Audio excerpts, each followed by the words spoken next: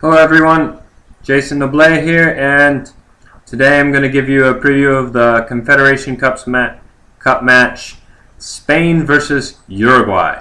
Alright, this is in my opinion, this might be the most interesting of the first round of games, as you've got two teams. You've got the world and European champions in Spain versus the South American champions in Uruguay, with both teams having very talented rosters.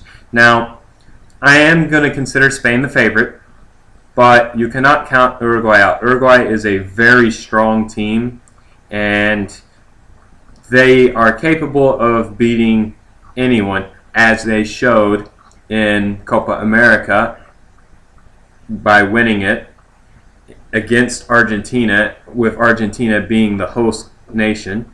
Also, how they showed in the World Cup that they are a very strong team capable of beating many high-level national teams. Well, let's start with Spain. Some of the players to keep an eye out on. For Spain, I would say the two most important players for this team are going to be Andres Iniesta and Xavi Hernandez. Both Barcelona players, and they will basically run the midfield, and most of their play will go through them. Those two guys have been absolutely fantastic in recent history, and they have been the keys to Spain's success, two of the main keys to Spain's success in recent competitions. Now, Spain has an interesting case with their goalkeeper situation. I think they will be playing Iker Casillas like they have usually, but Iker Casillas has been sitting the bench for Real Madrid all season, so he is rusty in my opinion. They also have Victor Valdez and Jose Reina from Liverpool in reserve. I personally would be tempted to play Jose Reina because Reina has he's more match ready, having played an entire season with Liverpool. I'd still consider Iker easily above Victor Valdez, but it probably will be Iker. Alright, in defense, the key is going to be how Gerard Piqué and Sergio Ramos play together. Those two guys should be able to hold down the central defensive area and should do a great job. Other players that could be influential are players like Roberto Soldado, who had a great season with Juventus, Santi Cazorla, who's been good for Arsenal, Jesus Navas is a good player as well. I mean, this Spain team they're one of the best national teams. They are the best national team in recent history, since they've won the past 2 Euros and they've won the World Cup. And they're definitely, I would say, they're even favorites with Brazil to win the Confederations Cup. They've just been an absolutely fantastic team in recent history. And every player on their team has some quality. They are a very exciting team to watch. And we'll be looking to keep the ball and pass the ball. Now, the good thing about this match is Uruguay is not a team that's just going to try to bunker down and just let Spain pass and try to hit them on the counter. Uruguay is a very technical team, as most South American teams are, and this is probably the most talented group of Uruguayan players in probably the past 10, 20 years maybe. I mean, start out, they've got Fernando Muslera in goal. I wouldn't say he's one of the best goalkeepers in the world, but he is a very, very good shot stopper, and he makes very good saves, even though sometimes I think he can have his consistency problems. Now, one of the very key players for Uruguay is going to be Diego Lugano, their captain. Plays for Malaga, he's played for Fenerbahce, São Paulo, and several other teams. Diego Lugano is an absolute rock in the back. He is a great center back. I'm a really big fan of them. Other players that are going to be important, Maxi Pereira is a very, very solid defender, and he's capable of coming in attack and doing things as well. Martin Cáceres is the same.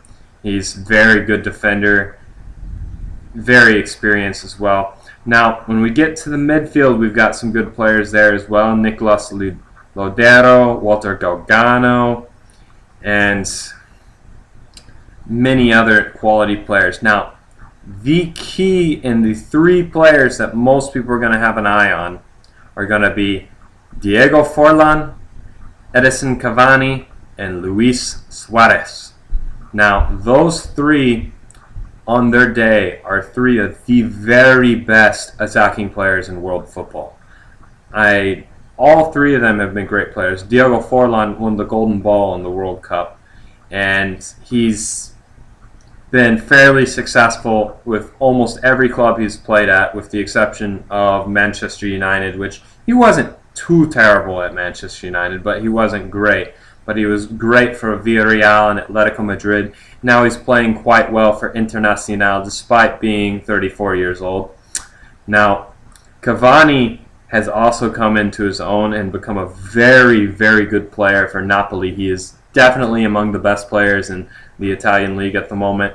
And their best player for me, Luis Suarez. For me, Luis Suarez, despite all the controversy about him, he was the very best player in the Premier League last season. I think if he didn't bring some of the negative attention to himself, it would be almost a unanimous opinion that he was the best player in the league, but many people let the few negatives of his behavior take away from his footballing ability. The man is an absolute genius on the ball, one of the best dribblers of the ball in the world. For me, he might be one of the very best, if not the best players in this entire tournament. I would consider the best players in this tournament probably Suarez, Iniesta, Neymar, and maybe a few other guys can argue for that position as well. But those three are the three that stand out in my opinion. Now, the question in this game is going to be, how much of the ball can Uruguay get? Spain obviously normally enjoys 60+% possession, but Uruguay is not the team that wants to be off the ball the entire game defending and chasing. They want to be on the ball. They want to possess the ball themselves. So that's going to be, the midfield battle is going to be extremely important, and Uruguay is going to have to put the Spanish backline under pressure. If there's any weakness that I've seen in Spain in recent years, is they do occasionally concede goals. If anything, Spain's main strength in defending is actually not really defending at all. It's their ability to keep possession and the idea that if you have the ball, you cannot get scored on. Well, that's true, and that's one of the reasons why they don't get scored on often, but it will be interesting to see how much of the ball Uruguay can get and how much pressure they can put the Spanish backline under. Well, my prediction for this match, I'm actually going to go with a conservative prediction and pick a 1-1 draw. Gonna go with that. I think both teams will be a little cautious of each other, and Uruguay probably will play a little more defensive than they usually do, but they will attack, and with players like Forlan, Cavani, and Suarez in attack, they're always going to have ability to score. And Spain, of course, will always have ability to score, but they're also probably going to possess the ball for the majority of the game, making it very difficult for Uruguay to get the ball. If Spain, actually, I mentioned Spain's defensive problems.